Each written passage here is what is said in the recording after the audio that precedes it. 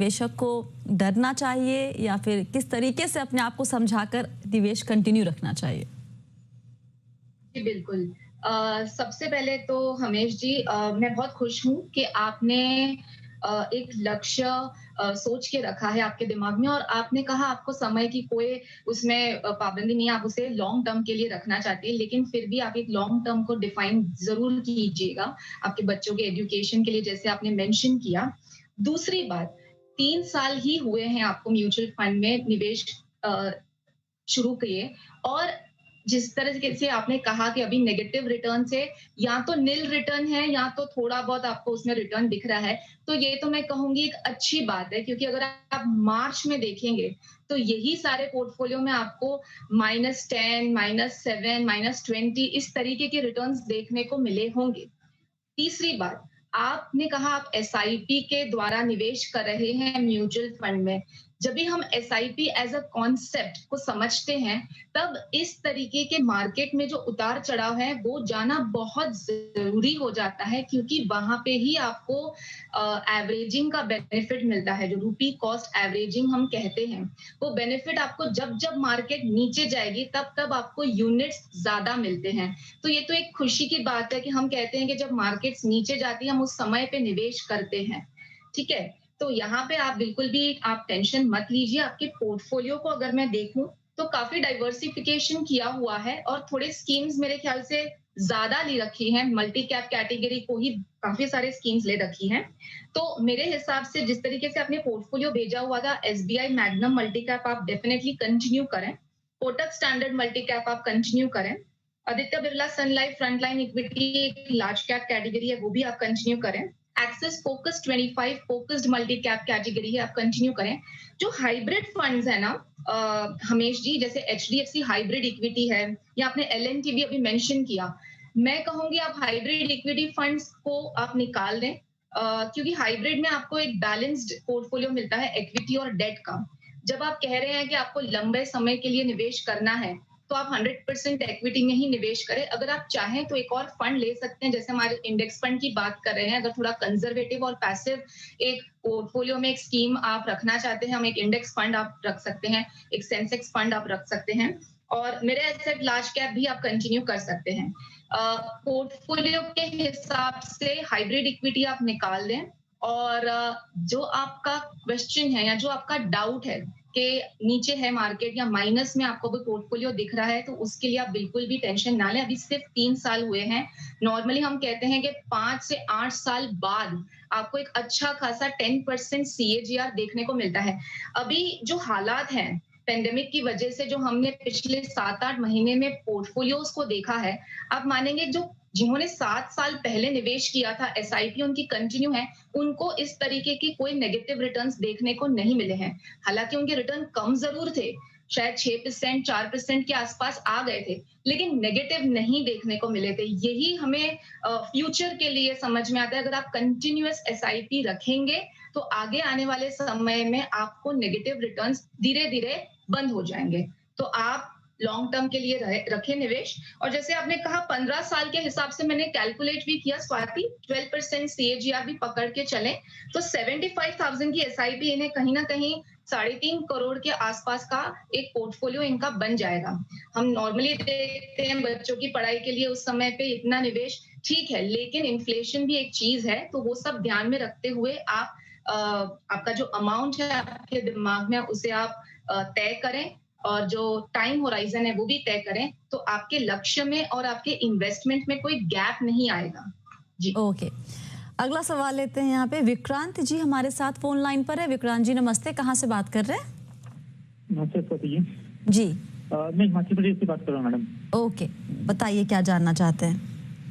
Madam मैंने कुछ समय से अपना एसआईपी में इन्वेस्टमेंट शुरू किया है। थोड़ी सी आवाज ऊंची करेंगे, आपकी आवाज कम आ रही है। मैडम मेरा एसआईपी में कुछ इन्वेस्टमेंट शुरू हुआ है जी। फंड के नाम है एबीएसएल टेक फेवर 96 जी, Kotak standard multi cap, Motilal Oswal 35, Mirae asset mid cap, Nippon India small cap, okay, और LNT business emerging fund. Okay, total SIP मेरी पर मंथ जो है 25,000 जा रही है। पहला सवाल ये है कि मेरा फंड सिलेक्शन कैसा है मैडम, ओके। इस पे राय जानना चाहता हूँ आपकी। हम्म। और दूसरा है कि क्या नेक्स्ट 21 ईयर्स में मैं 4 CR का रिटायरमेंट कॉर्पस इससे अचीव कर सकता हूँ या नहीं? 21 साल में 4 करोड़? 4 CR मैडम इन हाँ, नेक्स्ट 21 वही 4 ईयर्स। करोड़, मतलब आप 20 या 21 साल में 4 करोड़ जोड़ना चाहते हैं, ये आपका लक्ष्य है? हाँ जी, हाँ जी, हाँ जी। ओके। और थर्ड है कि अभी मेरा इन फंड में जो कैपिटल एप्रिसिएशन है वो करीब 77,000 है।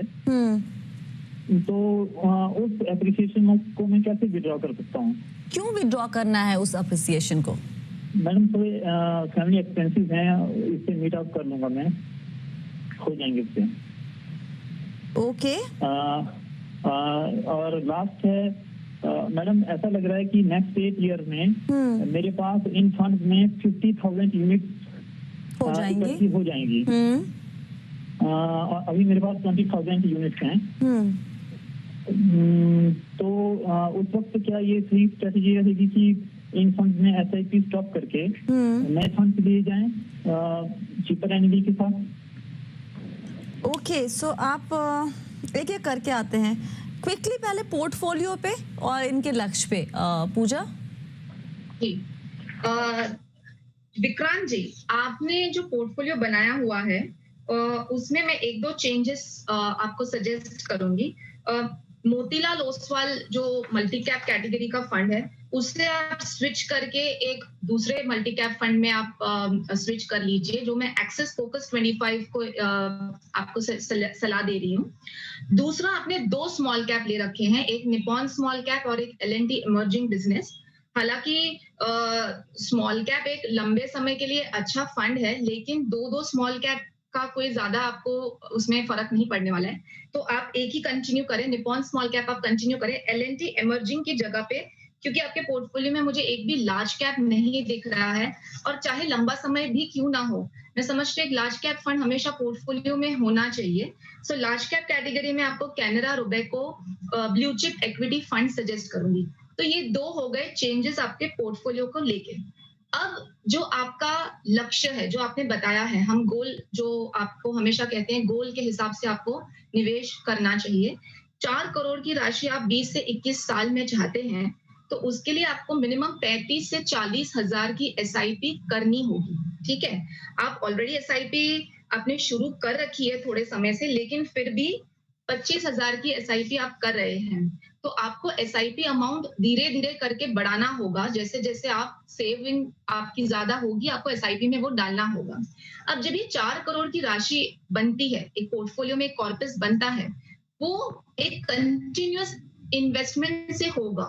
मतलब आप हर साल SIP हर महीने जो आपकी जा रही है, उसको कंटिन्यूअसली आप सिस्टमैटिकली कंटिन्यू करेंगे, तब जाके आप इस राशि तक पहुंचेंगे। नहीं तो बीच में अगर आपने कहीं पे स्टॉप कर दी या किसी वजह से अगर आपको पैसे निकालने पड़े, तो आपको क्या होगा, आपको या तो फिर वो गोल को थोड़ा और एक्सटेंड करना होगा, या तो आपको शायद उसमें जितनी आपने सोची है उतनी राशि आप नहीं बना पाएंगे। जो SWP ऑप्शन आप सोच रहे हैं, अगर हो सके तो आप 20 साल बाद दें, जब आपको आपके रिटायरमेंट या कोई और गोल उस समय पे जिसके लिए आपने सोचा हुआ ये 4 करोड़ की राशि, तो वो एक बेनिफिशियल स्ट्रैटेजी होगी, क्योंकि आप अभी अक्यूमुलेट कर रहे हैं, एक अक्यूमुलेट हो जाएगा कॉर्पस, उसके बाद लें। आपने मेंशन किया आपके दूसरे खर्चे और वगैरह के लिए, मेरी सलाह में आपके जो मंथली इनफ्लो आ रही है, उसमें आपके जो जरूरी एक्सपेंसेस है वो निकाल के जो अमाउंट बच रहा है, उसमें आप SIP तो कर रहे हैं लॉन्ग टर्म के लिए, लेकिन शॉर्ट टर्म के लिए जो आपके जरूरत के लिए आने वाला है, आप एक कंटिजेंसी फंड मेंटेन करें कि आपको कितनी जरूरत आने वाली है। समझो अगर 3 साल के अंदर आ रही है या 5 साल के अंदर आ रही है, तो आप एक डेट फंड में या तो एक कॉर्पोरेट FD तरीके के फंड में आप एक कंटिजेंसी मेंटेन करें जो आपको यूज हो सकती है। या तो अगर लॉन्ग टर्म के लिए भी अगर आपको चाहिए, तो आप एक अलग से समझो 5,000 की SIP एक अलग से एक अल्ट्रा शॉर्ट टर्म या शॉर्ट टर्म तरीके के फंड में डालें, ताकि आप उसको एक कंटिजेंसी या जब भी आपको इस्तेमाल करना है आप उसके लिए यूज करें। ये राशि जो है वो स्पेसिफिकली मैं कहूंगी, आपके जो लक्ष्य आपने सोच के रखा है, मुझे 4 करोड़ बनाने हैं 20 साल में, तो उतने के लिए आपको 40,000 तक की SIP लगेगी ही लगेगी। जी तो विक्रांत जी, अभी अगर बहुत इमरजेंसी है और पैसे नहीं हैं तो भले ही इस वक्त निकालने की जरूरत पड़े तो निकाल लीजिए, लेकिन इस बात को इंश्योर कीजिएगा कि जो पैसे आप निकाल रहे हैं उसको आप वापस से भरपाई भी कर दें। आप चाहते हैं अगर 4 करोड़ तक के लक्ष्य के लिए पहुंचना, तो पूजा ने बताया कि तो पहली बात आपको एक इमरजेंसी फंड बना के रखना होगा ऐसी इमरजेंसीज के लिए, और दूसरा अगर निकालने की नौबत आ रही है तो इसको भरपाई करना बहुत ही ज़रूरी होगा। चलिए, वक्त है एक छोटे से ब्रेक का। ब्रेक के बाद हम कुछ और सवाल लेंगे और जवाब देने की कोशिश हम पूरी करेंगे। आप सभी बने रहिए म्यूचुअल फंड हेल्पलाइन के साथ।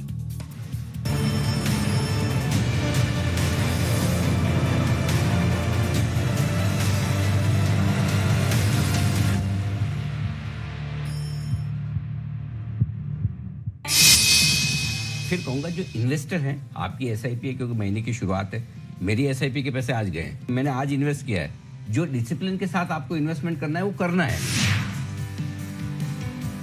अगर आप इन्वेस्टर हैं तो आपके लिए अगले 6 महीने लाइफ टाइम अपॉर्चुनिटी है। अगले 6 महीने से 12 महीने आपको बाजार बहुत बढ़िया मौका देगा। अब से लेकर अगले 3-6 महीने मुझे स्टेगर्ड वे में दबाकर पैसा लगाना है मार्केट।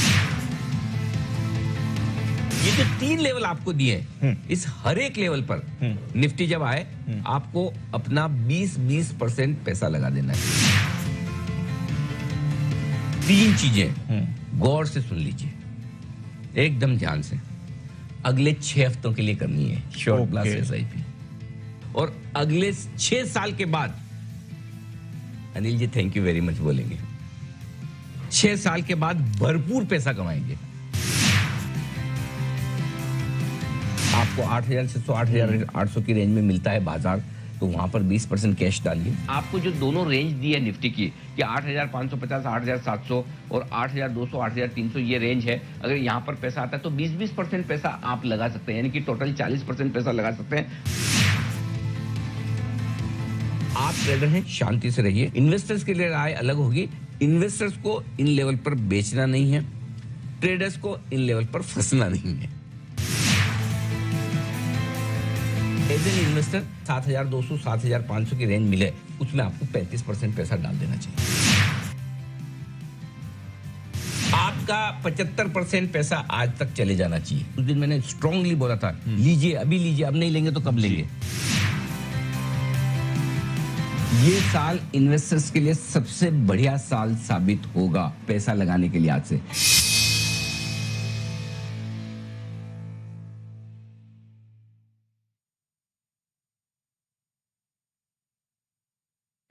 पक्की होगी बुनियादें